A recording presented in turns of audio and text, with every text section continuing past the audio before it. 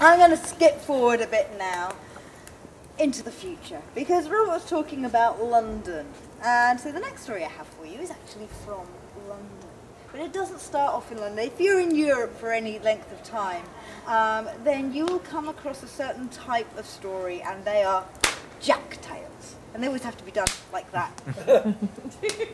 It's all to do with our pantomimes. If any of you have ever been to Britain over Christmas period, you'll see we go potty for pantomimes, or pantos, where the men play women and the women play men, and everybody's slapping each other with custard pies. It's great. It has absolutely nothing to do with Christmas, but you often have a woman dressed as a man, being the principal, walking around and going, ha!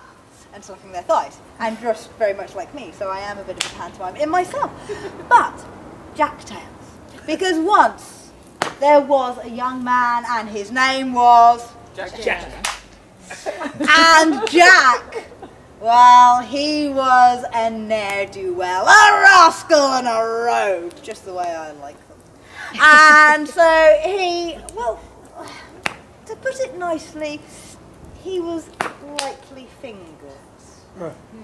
And his fingers were very talented in finding their way into everybody else's pockets and making sure that his pockets grew fatter and fatter and fatter. And so Jack, in his little village, well, he would pinch a little here and pinch a little there, an earring, a wristwatch, pocket watch, a necklace, a wallet, a ring, some lady's chastity.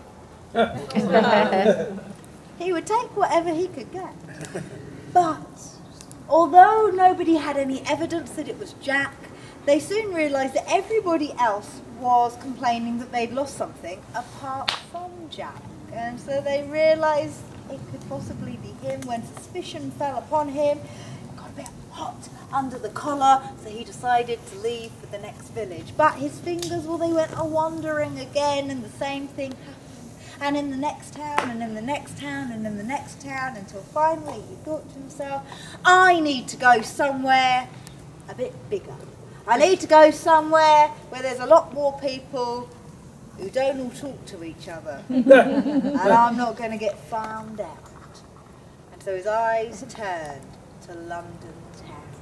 And so he made his way until finally he found himself on Oxford Street.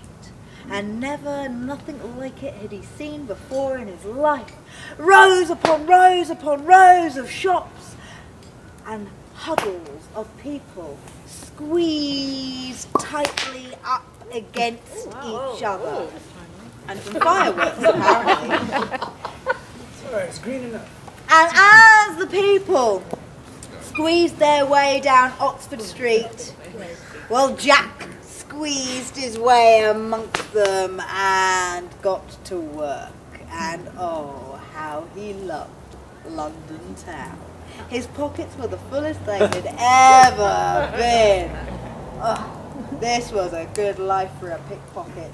And soon Jack thought of himself to be the best pickpocket in all of London, and therefore the world. And one day he was wandering down Oxford Street, picking a little here and picking a little there, and just after he had whipped a very fine wallet from a very posh gentleman, he slipped it in his coat pocket, and his own wallet was gone. And he looked up and he saw there, just in front of him, a little blonde head bobbing away with that right kind of canter that he knew too well that he usually had when he was on the run. And so he followed it this way and that way, down Oxford Street, down this lane, down that alley, until he caught hold of her. He spun her around, and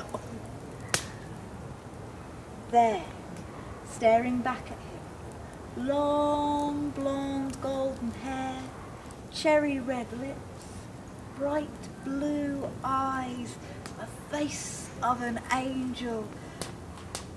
The girl stared at Jack, and Jack's tongue seemed to swell up about 3 times bigger than the rest of his head.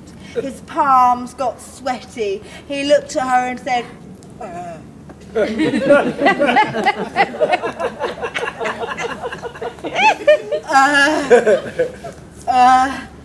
Excuse me, I think my wallet might have dropped in your pocket. And she looked, and she smiled, and she pulled out Jack's wallet. Oh, this small thing. Oh, do you want it back? And so Jack took his wallet back, not even noticing that a few notes were missing. And he stared at this beautiful face, and he held out his hand and he said, my name's Jack. Oh, nice to meet you, Jack. My name's Lily. And she turned to go and leave, and something pierced Jack's heart, the thought that he would never see her ever again, and so he called out, "Stop! You must be a really good pickpocket to have pickpocketed me. For I am the best in London town, and therefore the world. How about you and I join forces? You and I become pickpockets together. What'd you say, my love?"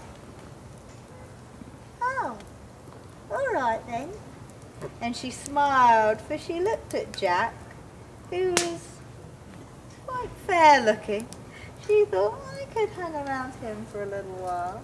And so they went into business together, and they pickpocketed all over London, and soon they had enough money to buy themselves a really nice house in one of the best addresses in London. One night, they were there after a heavy day pickpocketing, warming their toes by the fire. And Jack looked across at Lily and thought, I'm a good pickpocket, she's a good pickpocket. If we had children, we could have a pickpocketing army. And so he got down on one knee, he reached into his pocket, pulled out an engagement ring he'd slipped off somebody's finger earlier that day. My darling, will you do me the pleasure? Will you be my wife? She said, yes.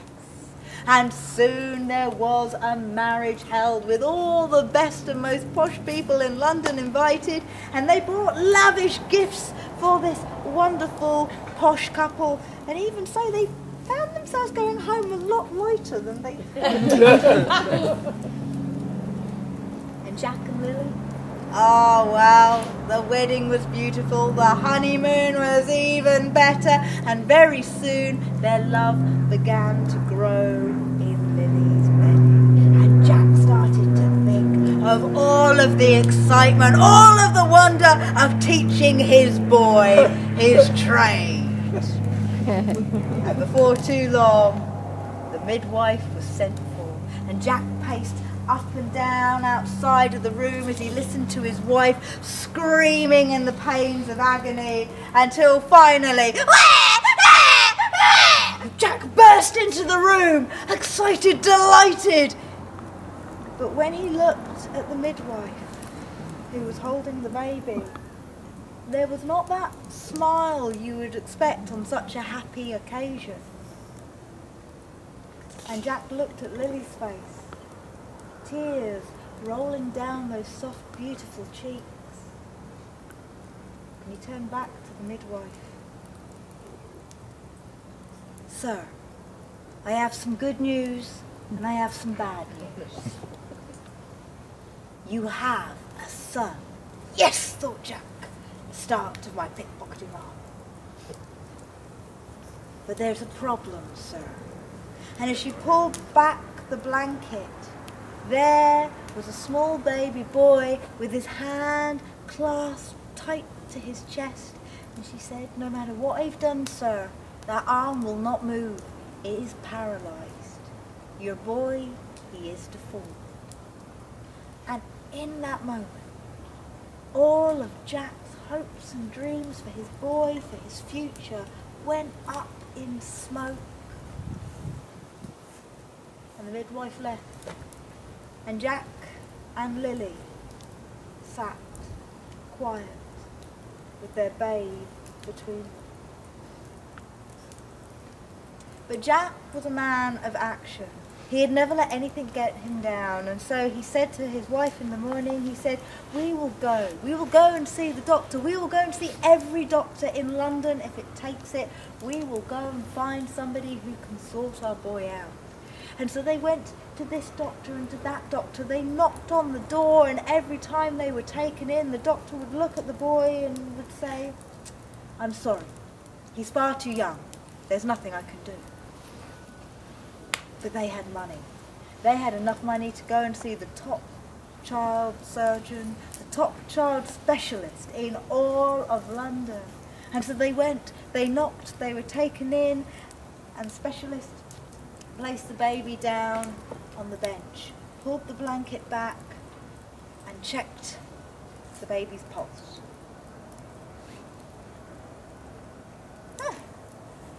His pulse was good. There's no reason he shouldn't be able to use that arm. And oh look, he's a quick little fellow.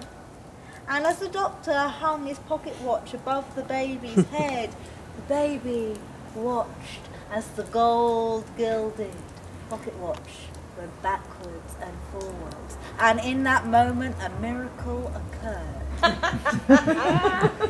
That tiny little arm started to twitch.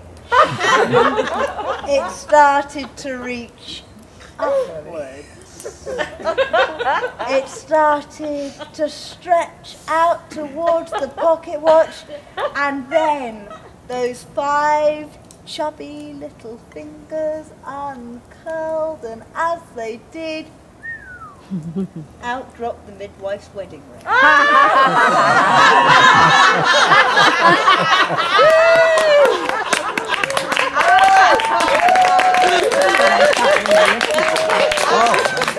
had no idea.